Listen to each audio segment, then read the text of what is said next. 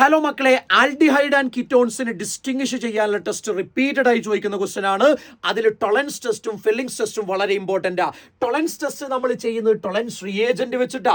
ആരാ Tollens reagent? Ammoniacal silver nitrate solution. അത് നമ്മൾ ആൽഡിഹൈഡിലേക്ക് ആഡ് ചെയ്ത് കഴിഞ്ഞാൽ ആൽഡിഹൈഡ് ഓക്സിഡൈസ് ചെയ്ത് ആസിഡ് ആയിട്ട് മാറും. ടൊളൻസ് റിയേജന്റ് റിഡ്യൂസ് ചെയ്ത് സിൽവർ മെറ്റലായിട്ട് മാറും. ആ സിൽവർ മെറ്റൽ ടെസ്റ്റ് ട്യൂബിനകത്ത് ഡെപ്പോസിറ്റ് ചെയ്താൽ അതൊരു മിറർ പോലെ ആക്ട് ചെയ്യും. അതുകൊണ്ട് ഇത് സിൽവർ മിറർ ടെസ്റ്റ് എന്ന പേരിൽ അറിയപ്പെടുന്നുണ്ട്. ഈ ടെസ്റ്റ് കീറ്റോൺ ആൻസർ ചെയ്യില്ല, ആൽഡിഹൈഡ് മാത്രമാണ് ആൻസർ ചെയ്യുന്നത്. രണ്ടാമത്തെ ടെസ്റ്റ് ആണ് ഫില്ലിങ്സ് ടെസ്റ്റ്. ഫില്ലിങ്സ് ടെസ്റ്റ് ചെയ്യുന്നത് ഫില്ലിംഗ് സൊല്യൂഷൻ ഉപയോഗിച്ചിട്ടാ. ഫില്ലിംഗ് സൊല്യൂഷൻ എന്ന് പറഞ്ഞാൽ ഫില്ലിംഗ് സൊല്യൂഷൻ എയുടെയും ഫില്ലിംഗ് സൊല്യൂഷൻ ബിയുടെയും മിക്സറാ. ആരാ Fehling solution A? Copper sulphate സൊല്യൂഷനെയാണ് ഫില്ലിംഗ് സൊല്യൂഷൻ എ എന്ന് പറയുക.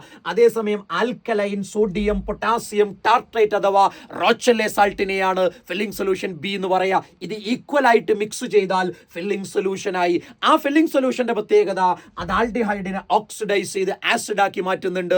അതേസമയം ആ ഫില്ലിംഗ് സൊല്യൂഷൻ റിഡ്യൂസ് ചെയ്തിട്ട് റെഡിഷ് ബ്രൗൺ പ്രസിപ്പിറ്റേറ്റ് ഉള്ള Cu2O അഥവാ കുപ്രസ് ഓക്സൈഡ് ആയിട്ട് മാറുന്നുണ്ട്. ഇത് കീറ്റോൺ ആൻസർ ചെയ്യുന്നില്ല. ഈ രണ്ട് ടെസ്റ്റും ഇമ്പോർട്ടൻ്റ് ആണ്.